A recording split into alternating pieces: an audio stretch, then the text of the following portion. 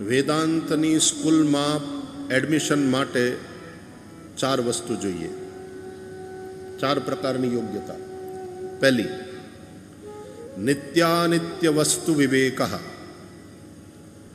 નિત્ય અનિત્યનો વિવેક. નિત્ય વસ્તુ શું છે, અનિત્ય વસ્તુ શું છે. બીજું,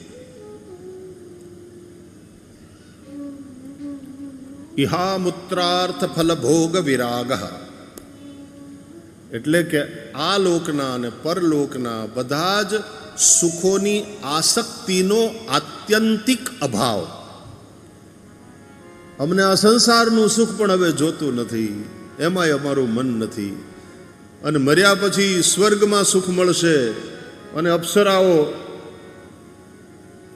ત્યાં હશે નહીં. આ મુસલમાનો ત્યાં શરાબની નદીઓ વહે છે ને 72 હૂર તમારી વાટ જોવે છે, આવી બધી માન્યતા. એમ ક્રિશ્ચિયાનિટીમાં પણ હેવન, હિન્દુઓમાં સ્વર્ગ અને મુસલમાનોમાં જન્નત, આની વિભાવના છે.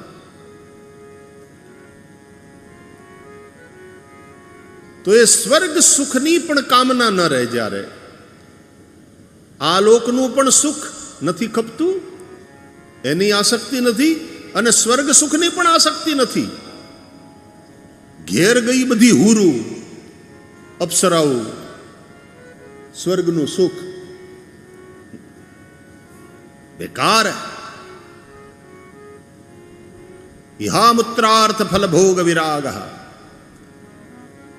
જ્ઞાનના માર્ગે તો ત્યારે જવાય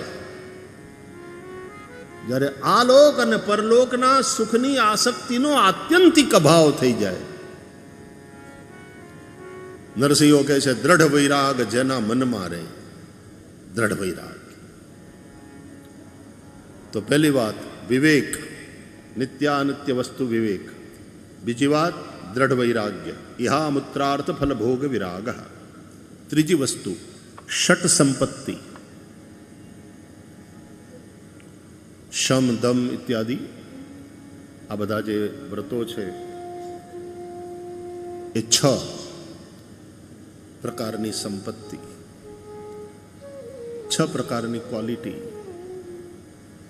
અને ચોથું દ્રઢ મુમુક્ષા, મુક્તિની પ્રબલ ઈચ્છા. મુક્તુમ ઈચ્છા મુમુક્ષા. આ 4 વસ્તુ હોય તો હવે વેદાંતની સ્કૂલમાં એડમિશન મળે.